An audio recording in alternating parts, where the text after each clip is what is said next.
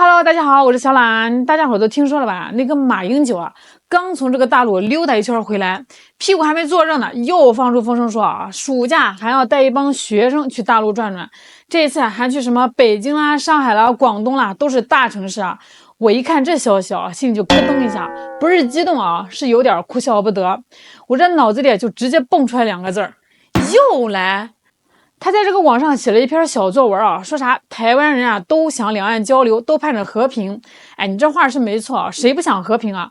可是你看他最近干的这些事啊，就觉得味道不对了。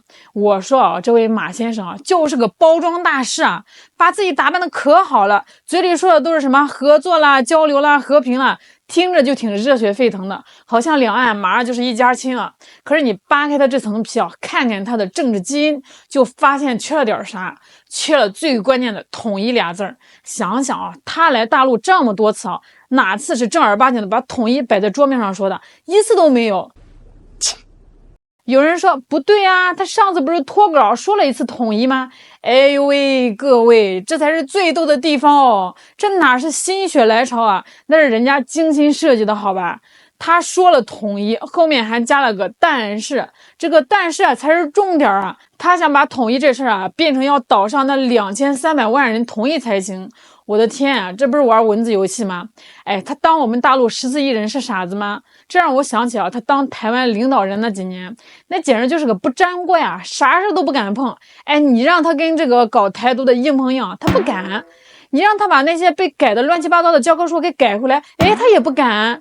结果一下台，嘿，他突然勇起来了，开始打着大中华民族的牌啊，到处投机。特别是这次脱稿演讲啊，他简直就是在两岸统一这锅热饭上盖了个盖子，还写着得先让岛上2300万人同意哦。我就想问问马先生，你凭啥呀？你有啥资格？你有啥实力？你有啥担当啊？来给两岸统一的方式下定义？你是觉得自己太厉害了，还是觉得咱们大陆人民特别容易被你几句好听的话给忽悠瘸了？所以啊，咱们今天啊也得把话给说清楚。算是隔空啊，跟马先生说一声，你说什么啊？其实不重要，重要的是两岸必须统一，也肯定会统一，而且啊，统一的方式啊，绝对不是你说的那种，要看2300万人脸色的和平统一。为啥呢？因为台湾是咱们全体中国人的台湾，不是岛上那一小撮人的私有财产。所以啊，怎么统一，用啥方式统一啊？当然要听岛内那些认同自己是中国人的同胞的意见，但更重要的是啊，要有咱们大陆这14亿中国人的共同意见，这是家事，得全家人商量着来。说到这儿啊，又有个扎心的问题，现在这个岛内啊，在赖清德那种搞台独的人的压迫下，再加上这个马先生你当年对这个台独势力的纵容，现在岛上还有多少人真心承认自己是中国人呢？这个账啊，我们得好好算算。所以啊，那2300万人里不认同自己是中国人的那部分啊，对不起啊，你们没有资格参与这个家庭会议。那如果有搞台独的，那就不是家庭会议的问题了，那就是法律问题，要追究责任的。只有剩下的那些堂堂正正认同自己是中国人的台湾同胞，才有资格和我们大陆14亿同胞坐在一起，共同决定台湾的未来。那话说回来，这个马先生为啥最近这么积极啊，像赶场子一样老往大陆跑呢？我猜啊，他可能是已经感觉到了两岸统一这个大趋势啊，已经像一辆刹车失灵的火车，马上就要到站了，谁也挡不住啊。他可能是感觉到了统一啊这事儿大门已经开了一条缝儿了，所以他想干嘛？他想趁着这个门缝啊刚开，赶紧把一只脚给挤进去，倚门而入啊！因为谁先进门啊，谁就能最先最充分的享受到统一带来的好处。这小心思哦，打的是真精明。统一的好处啊，当然有啊，而且两岸的中国人都应该享受的。但是啊，马先生得先搞明白一件事情，属于你的那个时代，你当领导人的那段历史啊，已经翻篇了，已经和唐宋元明清一样被写进历史书了。哎，你现在唯一正确的选择啊，不是想着怎么去定义未来，而是怎么拥抱这个崭新的属于全中国人民的新时代。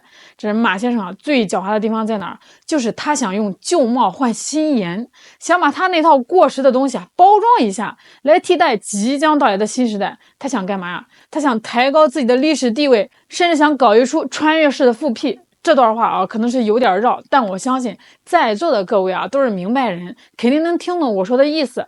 咱们再来看一个细节，这个马英九基金会的负责人啊叫肖旭岑，他跟这个马英九回台湾的时候啊，在机场跟记者说了一句话，他说在两岸情势紧张的时刻，我们特别需要这样的民间交流。各位听出问题了吗？这句话啊，等于把他们的基金会的真实想法给暴露了。这些年啊，这两岸关系的为啥紧张啊？是谁搞出来的？答案只有一个，就是赖清德和民进党当局啊一手造成的。从勾结佩洛西窜台到赖清德天天喊两岸互不隶属，把咱们大陆啊说成是境外敌对势力，这些赤裸裸的台独挑衅才是紧张的根源啊。那么问题来了啊，面对民进党制造的紧张局势啊，你马英九基金会作为一个岛内的政治力量，不去岛内跟赖清德这帮搞台独进行坚决的斗争，哎，你没事老往大陆跑啥呢？你的主战场不应该是在台北的大街上，不应该是在赖清德的老巢吗？你跑来大陆是想跟谁斗争呢？所以啊，我们不得不怀疑你这动机啊到底是什么？特别是马上岛内就要搞一个更具挑衅意味的汉光演习了，这次演习还加长了，搞了10天9夜，这完全就是赤裸裸的军事挑衅啊，就是以武拒统的叫嚣。咱们看看这个时间啊，演习呢是7月9号到18号，正好是暑假。哎，你看看这配合啊，岛内那边啊，民进党当局啊疯狂搞军事演习，把这个气氛啊搞得剑拔弩张。你这边呢，马先生带着学生跑到大陆来搞所谓的和平交流，这一来一回，是不是正好替台独的挑衅给对冲了，给降温了？你这不是给他们当刹车皮吗？你别说我们是乱扣帽子啊！大家还记不记得这个蔡英文过境啊，窜访美国，搞了一次天大的挑衅，几乎是同一时间啊，这马英九先生开启了他人生中第一次访问大陆的行程。从客观效果上看，这马英九的访问啊，是不是把全世界的目光都吸引过来了？是不是大大稀释了蔡英文窜美挑衅这个议题的热度？所以啊，我们真的不得不怀疑啊，这岛内的蓝绿两党啊，怎么在唱红脸和黑脸这件事上配合的如此默契啊，如此巧合呢？我今年73岁，等了36年才有机会到大陆去访问，的确是待得久了一点，但我很高兴能去，因为除了祭祖之外呢，也带了台湾的大学生到大陆去跟他们交流，希望透过年轻人的热情互动呢，能够改善两岸目前的氛围，让和平呢能够更快更早的来到我们这里。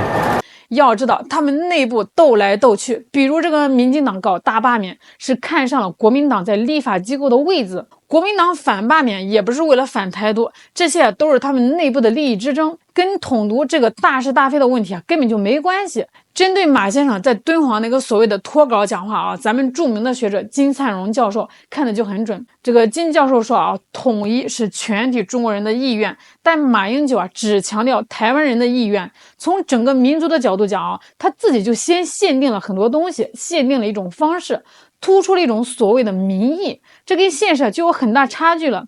金教授最后说，台湾问题的最终解决啊，一定是整个民族合力的结果。说的太好了，是合力，不是哪一部分人的独立。所以啊，我们还是奉劝马先生一句啊，别再玩那些像割眼袋一样幼稚的小聪明了。你割个眼袋啊，做个美容，或许能让你自己看起来年轻一点，但这都是小确幸。你想要这种玩小确幸的心态来对两岸统一、民族复兴这种天大的事啊玩弄心计啊，那格局啊太小了，也太可笑了。两岸统一啊是我们唯一的目标，任何方式啊都只是实现目标的手段。这个目标不受任何所谓方式的限制，任何想以拖代变、想永远维持现状的图谋都没有任何空间。最后啊，也警告马先生一句啊，你现在存在的最大价值啊，不是没事就来大陆搞什么脱稿演讲，秀您的这个什么中华情怀，您最大的价值是留在岛内和赖清德那帮搞台独的进行坚决的面对面的斗争，这比你来大陆100次都有用。好啦，今天就给大家聊到这儿了，我是小懒，我们下期再见。